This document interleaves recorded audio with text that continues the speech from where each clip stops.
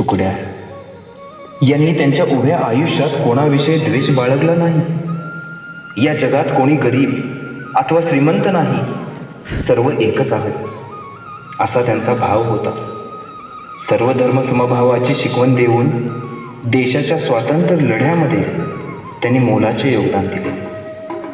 अंधश्रद्धा, अनिष्ट रूढी, परंपरा यांच्यावर त्यांनी सप्तखंजरीच्या माध्यमातून प्रहार केला. म्हणूनच ते राष्ट्रसंत झाले.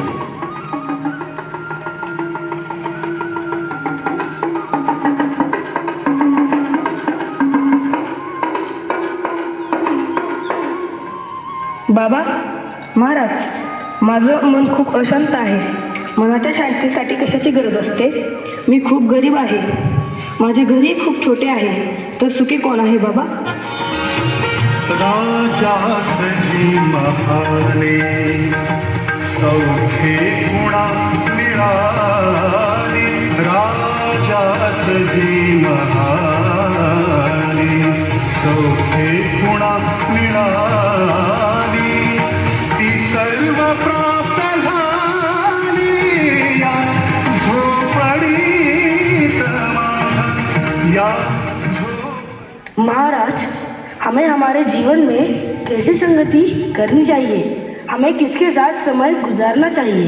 झूठों की संगत में जाना नहीं, झूठों की संगत में जाना नहीं, नाहक की आफत उठाना नहीं, नाहक की आफत उठाना नहीं, नाहक की आफत। बाबा, हम गुलामी में जी रहे हैं. यहाँ मत भिन्नता है. यहाँ धर्म में भेद क्यों है? यहाँ क्या कोई समता का मंदिर नहीं हो सकता? सबके लिए खुला है मंदिर यह हमारा, मतभेद को खुला है मंदिर यह हमारा।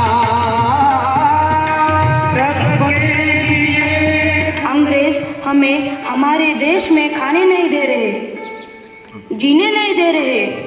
हमारी यह भारत माता हमें पुकार रही है, हमें बुला रही है.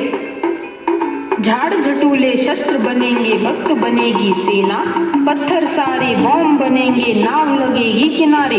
चलो चलो, भारत माँ हमें बुला रही है, चलो गाओ. तन मन धन से सदा सुखी हो भारत देश हमारा. सभी धर्म और पंथ पक्ष को दिल से रहे प्यारा. विजयी हो, विजयी हो, विजयी हो भारत देश हमारा. भारत माता स्वतंत्र झाली. आता केवळ एकच इच्छा आहे. या भारतात